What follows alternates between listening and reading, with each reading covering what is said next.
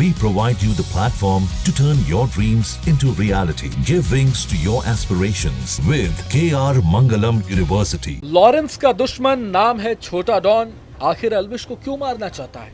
एल्विश यादव पर अटैक मामले में एक छोटा डॉन यानी हिमांशु भाऊ का नाम सामने आया है, जो लॉरेंस बिश्नोई को अपना दुश्मन मानता है। जी हाँ, big boss winner, famous YouTuber और एक्टर एल्विश यादव के घर पर गुरुग्राम के सेक्टर 57 में सुबह करीब 5:30 बजे से 6 बजे के बीच जोरदार फायरिंग हुई। घर के पास बाइक पर सवार 3 अज्ञात बदमाश आए और 2 दर्जन से ज्यादा राउंड फायरिंग करने के बाद मौके से फरार हो गए। अचानक हुई इस घटना से पूरे इलाके में हड़कंप मच गया। हालांकि एल्विश उस वक्त घर पर मौजूद नहीं थे। फायरिंग के बाद तुरंत गुरुग्राम पुलिस के बड़े अधिकारी वहां पहुंचे और जांच शुरू की। वारदात के समय घर में मौजूद रहने वालों की सुरक्षा को लेकर भी पुलिस ने पूछताछ की। बताया गया कि उनके घर पर 20 से 25 राउंड फायरिंग हुई। मौके पर पहुंची पुलिस ने इलाके को घेर लिया और संदिग्धों की तलाश शुरू कर दी। घटना की गंभीरता को देखते हुए पुलिस ने आसपास के सीसीटीवी कैमरों को खंगालना शुरू किया। अभी तक हमलावरों की पहचान नहीं हो पाई है। देखिए एल्विश के घर से विशाल पांडे की रिपोर्ट। मशहूर यूट्यूबर एल्विश यादव के घर के बाहर आज ताबड़तोड़ फायरिंग जो है वो की गई है। 3 बदमाशों द्वारा ये फायरिंग की गई। इस वक्त हम गुरुग्राम के सेक्टर 56 में मौजूद हैं। मेरे पीछे आप देख सकते हैं ये मकान यूट्यूबर एल्विश यादव का है। इस मकान के 2nd फ्लोर पर जो है वो एल्विश यादव खुद रहते हैं और उनका परिवार रहता है। यहाँ पर आप तस्वीरें हम आपको दिखा रहे हैं। देखिए किस तरीके से कई जो गोलियाँ हैं उनके निशान भी आपको दीवारों पर साफ नज़र आएंगे। देखिए यहाँ पर किस तरीके से जो गोलियों के निशान है वो आपको नज़र आएंगे। आज सुबह 5:30 से 6 बजे के बीच की ये पूरी घटना बताई जा रही है, जहां पर एल्विश यादव के घर पर ये ताबड़तोड़ फायरिंग की गई। करीब 12 से ज़्यादा राउंड जो हैं वो गोलियां चलाई गई। यहां पर गुड़गांव पुलिस के जो तमाम अधिकारी आपको नज़र आएंगे। जांच पड़ताल की जा रही है। सीसीटीवी फुटेजेस जो हैं वो भी खंगाले जा रहे हैं। तस्वीरें हम आपको दिखा रहे हैं।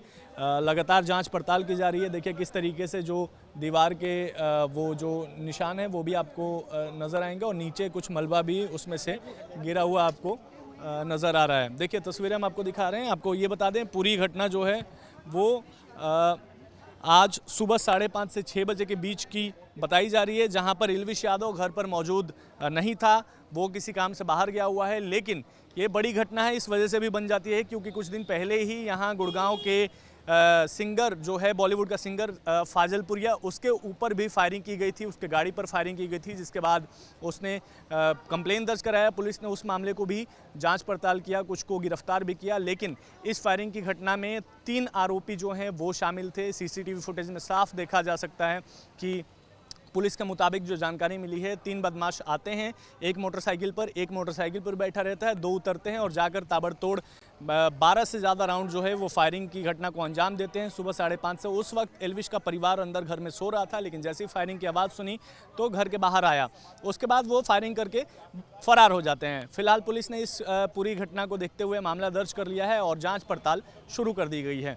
आरोपियों की शिनाख्त और पहचान करके गिरफ्तारी के लिए अलग अलग टीमें भी गठित कर दी गई है। वीडियो जर्नलिस्ट अजय कुमार के साथ विशाल पांडे, न्यूज़ नेशन, गुरुग्राम। वहीं एल्विश यादव के पिता ने कहा कि घर में एल्विश नहीं थे, लेकिन बाकी पूरा परिवार मौजूद था। सभी लोग सो रहे थे जब बदमाश फायरिंग कर फरार हो गए। इसके बाद पुलिस आई, उन्होंने पूरी तफ्तीश की, लेकिन इस फायरिंग की घटना से पहले घर वालों या एल्विश को कोई धमकी नहीं मिली थी। सीसीटीवी फुटेज में घर की गेट के बाहर खड़े 2 बदमाश दिखाई दे रहे हैं। सुनिए। सर आप यहीं मौजूद थे सर? वैसे इस समय ये घटना हुई है, पुलिस साथ दे रही है सर आपका? आप पुलिस प्रशासन ही कर रहा है जो बढ़िया कर रहा है, जो भी है सारी टीमें आ चुकी है और पूरा परिवार यहाँ मौजूद था सर जिस समय ये सब घटना हुई है? और एल्विश यहाँ है या बाहर है? वो अपने काम से गए हुए हैं। कितने बजे के आसपास ये घटना हुई है, कुछ अंदाजा हो? आप क्या कर रहे थे उस समय सर? सोए हुए थे। तो अब पुलिस ने यहाँ पहुँच करके तहकीकात की है आपके घर में? सारा अच्छा काम कर रही है। हमें लगता है कि पूरा ही। कितनी फायरिंग की गई है सर? कितनी गोली चली है? अंदाजा सर कोई आपको? अंदाजा 25-30 होगी। सर कोई वार्निंग भी इससे पहले आपके परिवार को परेशान करने की कोशिश की कहीं किसी द्वारा? एल्विश को कोई धमकी वगैरह आई हो सर? अभी तक कुछ। अच्छा, सीसीटीवी फुटेज में कितने बदमाश कैद हुए हैं सर? कितने युवक थे? 3 दिख रहे हैं। 3 मतलब 2 दिख रहे हैं, एक उधर बाइक आई है, जैसे 3 दिख रहे हैं, लेकिन 2 ही गेट पे दिख रहे हैं। तो सर यहीं घर के बाहर खड़े होकर के सरेआम उन्होंने गोलियां चलाई हैं? ठीक। एल्विश के घर हुई फायरिंग की जिम्मेदारी भाऊ गैंग ने ली है। सोशल मीडिया पोस्ट में गैंगस्टर नीरज फरीदपुर और भाऊ रिटोलिया ने कहा कि एल्विश ने बेटिंग ऐप प्रमोट कर कई घर बर्बाद किए, इसलिए उस पर फायरिंग की गई। सोशल मीडिया पोस्ट में भाऊ गैंग ने लिखा कि आज जो एल्विश के घर गोली चली वो नीरज फरीदपुर और भाऊ रिटोलिया ने चलवाई है। इसको हमने अपना परिचय दिया है। सट्टे का प्रमोशन कर इसने कई घर बर्बाद कर दिए। सोशल मीडिया के कीड़ों को वार्निंग है कि जो सट्टे का प्रमोशन करते मिल गया उसके पास गोली या कॉल कभी भी आ सकती है। जो भी सट्टे वाले हैं वे तैयार रहें। अब हर कोई जानना चाहता है कि आखिर ये भाऊ गैंग क्या है, इसका मुखिया कौन है जिसने एल्विश पर अटैक करवाया है। आपने बड़े डॉन लॉरेंस बिश्नोई के बारे में तो सुना होगा, लेकिन हम आपको छोटा डॉन से मिलवाते हैं। वो छोटा डॉन जो लॉरेंस बिश्नोई को अपना कट्टर दुश्मन मानता है। नाम है हिमांशु भाऊ। जी हाँ, हिमांशु भाऊ अपराध की दुनिया का वो चेहरा है जिसके नाम की दहशत दिल्ली समेत कई राज्यों में है। रोहतक के रिटोली गांव का रहने वाला हिमांशु भाऊ फिलहाल पुर्तगाल में है और वहीं से बैठकर जबरन वसूली का एक बड़ा साम्राज्य चला रहा है। हिमांशु भाऊ को अपराध की दुनिया में छोटा डॉन कहते हैं। इसके पीछे वजह है बहुत कम उम्र में अपराध की दुनिया में आना और बेखौफ होकर लगातार बड़ी वारदातों को अंजाम देना।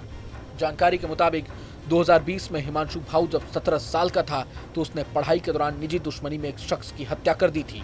इसके बाद उसे रोहतक पुलिस ने हिसार के बाल गृह सुधार गृह भेज दिया, लेकिन हिमांशु भाऊ वहां से भाग गया और उसने अपना गैंग बना लिया।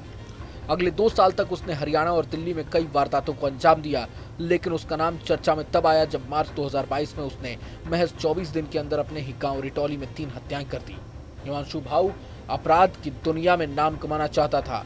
उसने दिल्ली के दाऊद कहे जाने वाले गैंगस्टर नीरज भवाना और उसके सहयोगी नवीन पाली से हाथ मिला लिया और फिर एक के बाद एक वारदातों को अंजाम देता रहा। हिमांशु भाऊ का एक खास तरीका है, वो पहले व्हाट्सएप कॉल कर पैसे मांगता है, फिर अपने गुर्गों को टारगेट के घर या दफ्तर भेजता है, फायरिंग करवाकर दहशत पैदा करवाता है। किसी भी वारदात में उसके गुर्गे कम से कम 12 राउंड फायरिंग करते हैं। हिमांशु भाऊ ने नवीन पाली, नीरज भवाना, कौशल चौधरी और बम्बीहा जैसे गैंग से गठजोड़ कर लॉरेंस को चुनौती दी थी। हिमांशु भाऊ पर अब तक 50 से ज्यादा केस दर्ज हो चुके हैं, तो उसके खिलाफ दिल्ली पुलिस ने मकोका लगा दिया है। 2023 में इंटरपोल ने उसके खिलाफ रेड कॉर्नर नोटिस जारी किया था। उस पर 2.5 लाख का इनाम भी घोषित है। गौरतलब है इससे पहले बॉलीवुड सिंगर फाजिलपुरिया पर फायरिंग हो चुकी है। 2 बड़े सोशल मीडिया स्टार्स पर हुई ताबड़तोड़ वारदातों ने पुलिस की कार्यशैली पर सवाल उठा दिए हैं। लगातार बढ़ती ऐसी घटनाएं इलाके की सुरक्षा व्यवस्था की पोल खोल रही हैं। एल्विश के घर पर हुए इस हमले से फैंस को चिंता में डाल दिया है। गुरुग्राम में एल्विश यादव के घर पर हुई फायरिंग ने सभी को हैरान कर दिया है। पुलिस मामले की जांच कर रही है और हमलावरों की तलाश जारी है। ऐसे घटनाक्रम इलाके की सुरक्षा व्यवस्था पर गंभीर सवाल खड़े करते हैं। मालूम हो कि एल्विश यादव यूट्यूब व्लॉग्स और रोस्ट वीडियोस के लिए जाने जाते हैं। उनकी तगड़ी फैन फॉलोइंग है। एल्विश इससे पहले कई कंट्रोवर्सीज को लेकर चर्चा में आ चुके हैं। उन पर रेप पार्टी और सांप का जहर मामले में शामिल होने, चुम दरांग पर आपत्तिजनक टिप्पणी करने, राजस्थान पुलिस पर गलत दावा करने और कई बार उनके ऊपर हाथापाई, बयानबाजी या धमकी देने के भी आरोप लग चुके हैं। सांप जहर मामले में फाजिलपुरिया का नाम भी उनके शामिल बताया गया था। वर्क फ्रंट की बात करें तो सोशल मीडिया पर तो लगातार एक्टिव रहते ही हैं एल्विश, लेकिन इसके अलावा वो एक वेब सीरीज की शूटिंग भी कर रहे हैं। हाल ही में वो लाफ्टर शेफ शो में नजर आए थे। बहरहाल पूरे मसले को लेकर आप क्या कुछ सोचते हैं हमें कमेंट बॉक्स में जरूर बताएं। अगर आपको ये वीडियो पसंद आए तो लाइक करें और चैनल को जरूर सब्सक्राइब करें। जहां भक्ति है हर शब्द में, कथाओं में छुपे हैं दिव्य रहस्य और ज्योतिष देता है जीवन को दिशा। धर्म से जुड़ी हर बातों को जानने के लिए हमारे चैनल स्तुति को सब्सक्राइब करें। चैनल पर जाने के लिए इस लिंक पर क्लिक करें।